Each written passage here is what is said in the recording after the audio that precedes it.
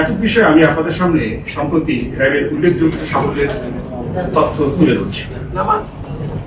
গত 8 ফেব্রুয়ারি 2026 তারিখে চাঁপাইনবাবগঞ্জ জেলা থেকে 6.27 কেজি গান পাউডার, 26 ফেব্রুয়ারি 2026 তারিখে সিলেটের জৈন্তাপুর এলাকা থেকে 60টি পাওয়ার জেল, 28টি নন ইলেকট্রিক ডিটোনেটর এবং 24 পিস ককটেল উদ্ধার করে র্যাব।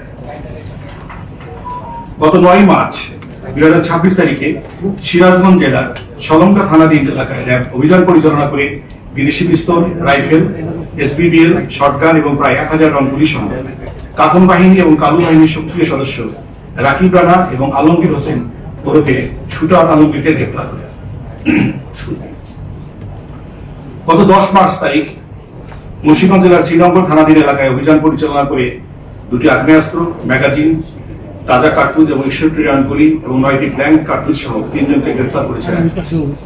গত 27 মার্চ তারিখ 2026 রাজধানীর রূপনগর থানাধীন এলাকায় অভিযান পরিচালনা করে পল্লবী থানার যুবদল নেতা গোলাম কিবরিয়া হত্যার কিলিং বিষয়ে অংশগ্রহণকারী শুটার রোকন ওরফে মোহাম্মদ রাশেদকে একটি বিদেশি রিভলভার সহ গ্রেফতার করেছে। আপনারা সকলে জানেন যে চট্টগ্রাম জেলার সীতাকুণ্ড থানায় জঙ্গল সলিমপুর ছিল অপরাধীদের অভয়ারণ্য এবং অবৈধ অস্ত্র মজুদের একটি নিরাপদ স্থান। এখানে গত 19 জানুয়ারি 2026 তারিখে অভিযান পরিচালনার সময় সন্ত্রাসীদের হামলায় র্যাব সদস্য টিএডি মোতালেব হোসেন নিহত হন। পরবর্তীতে এই ঘটনায় 29 জনকে অভিযুক্ত করে র্যাব একটি হত্যা মামলা দেয়।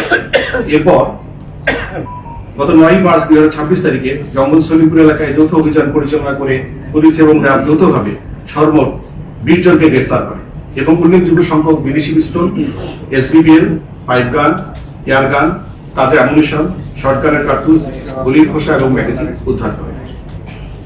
সম্মানিত সাংবাদিকবৃন্দ, র্যাব ফোর্সেস হত্যা মামলায় গত 90 দিনে 484 জনকে গ্রেফতার করেছে।